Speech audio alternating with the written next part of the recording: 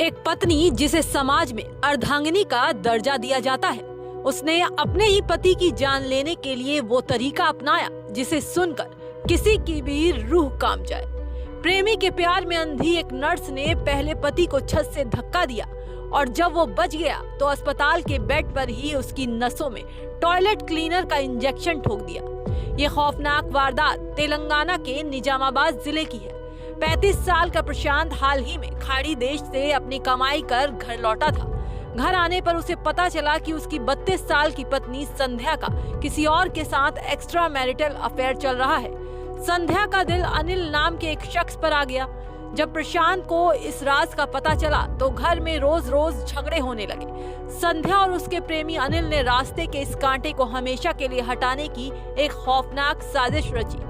बीती 30 जून को साजिश के तहत संध्या उसके प्रेमी अनिल ने प्रशांत को पहले जमकर शराब पिलाई। जब प्रशांत पूरी तरह नशे में धुत हो गया तो दोनों उसे घर की छत पर ले गए।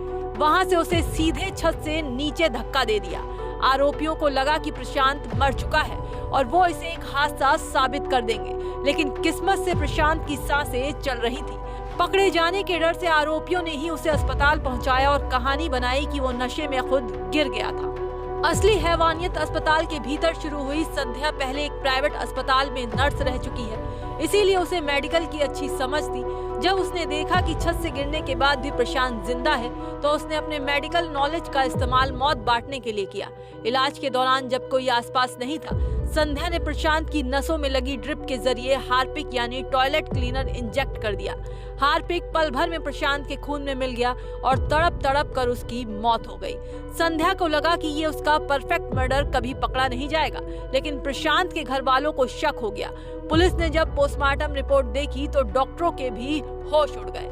सख्ती से की गई पूछताछ में संध्या और उसके प्रेमी ने अपना जुर्म कबूल कर लिया।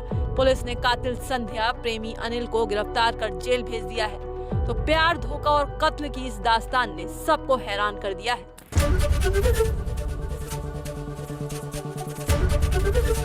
एबीपी गंगा, खबर आपकी, जुबान आपकी।